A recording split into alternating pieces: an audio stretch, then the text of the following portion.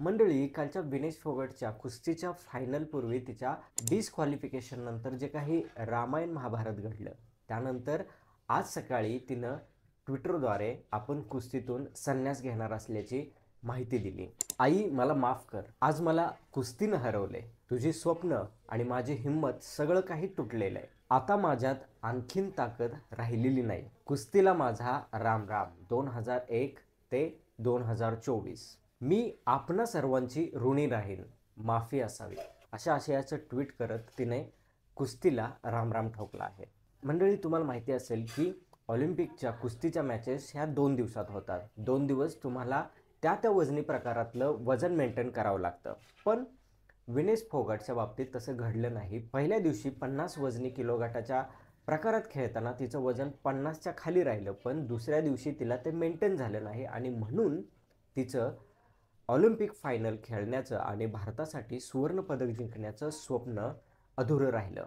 पण या ट्विस्ट अजून असा आला आहे की ऑलिम्पिक डिस्क्वालिफिकेशन नंतर तिला पदक तरी मिळण्याची शक्यता आहे. ते कसं काय, त्याचाच विषय खोल आणि पृथ्वी गोल करूया. पण तत्पूर्वी तुम्ही आपलं चॅनल सबस्क्राईब करा.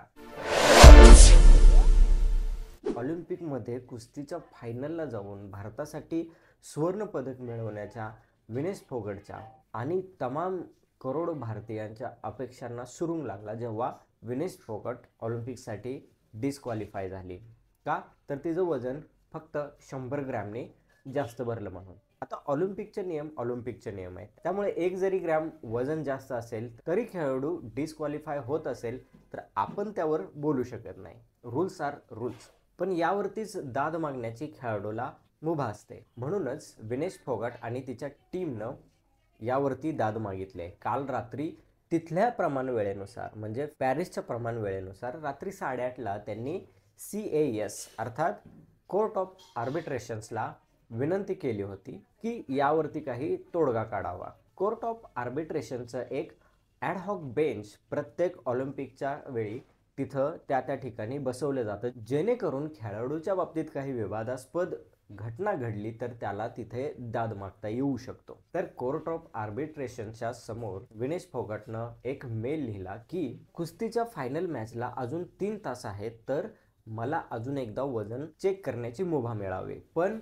ऑलिम्पिकच्या नियमानुसार कुस्तीचा फायनल ज्या दिवशी असतो त्याच्याच सकाळी हे वजन केलं जातं आणि जर तुमचं वजन त्या गटाप्रमाणे भरलं नाही तर तुम्हाला तिथल्या तिथं डिस्क्वालिफाय केलं जातं. तर आता कोर्ट ऑफ आर्बिट्रेशननं याचं उत्तर असंच दिल्यावरती तेव्हा विनेश फोगट आणि तिच्या टीमनं त्यावरती दुसरी मागणी अशी केली की जर मग मी 2 दिवसाच्या सामन्यांसाठी पहिल्या दिवशी पात्र ठरले होते आणि पहिल्या दिवशीचे 3 सामने जिंकल्यानंतर फायनलला पोहोचले होते, तेव्हा माझं एकतर सिल्वर मेडल फिक्स झालं होतं. मी आता डिस्क्वालिफाय आहे तुमच्या नियमानुसार, तर मला सिल्वर मेडल तरी मिळायला हवं. त्यावरती कोर्ट ऑफ आर्बिट्रेशन म्हणजे CASने तिला आज 11:30 पर्यंतची मुदत मागितली होती. जर कोर्ट ऑफ आर्बिट्रेशनला वाटलं की विनेश फोगटवरती अन्याय झाला आहे आणि ती सिल्वर मेडलची हकदार आहे, तर ते IOCला म्हणजे इंटरनॅशनल ऑलिम्पिक कमिटीला ते तिला सिल्वर मेडल देऊ करण्याची मागणी करतात. हे सिल्वर मेडल कदाचित जॉईंट सिल्वर मेडल सुद्धा असू शकतं, कारण क्युबा आणि अमेरिकेदरम्यान विनेश फोगटच्या डिस्क्वालिफिकेशन नंतर कुस्तीचा 50 किलो वजनी गटातला फायनल होणार होता. त्यामुळे फायनलला जो कोणी हरेल तो सिल्वर मेडलला पात्र ठरेल. पण या केसमध्ये जॉईंट सिल्वर मेडल दिलं जाऊ शकतं का, हे कोर्ट ऑफ आर्बिट्रेशनच्या म्हणजे CASच्या निर्णयानंतरच स्पष्ट होईल. पण विनेश फोगटच्या हक्काचं पदक तिला मिळण्याची आपण अपेक्षा नक्कीच करू शकतो. मित्रांनो, हा व्हिडिओ तुम्हाला कसा वाटला हे कमेंट करून नक्की कळवा. हा व्हिडिओ जर तुम्हाला आवडला असेल तर तुम्ही तो लाईक करा, शेअर करा आणि आपल्या मित्रांना देखील आपलं चॅनल सबस्क्राईब करायला सांगा. भेटू लवकरच.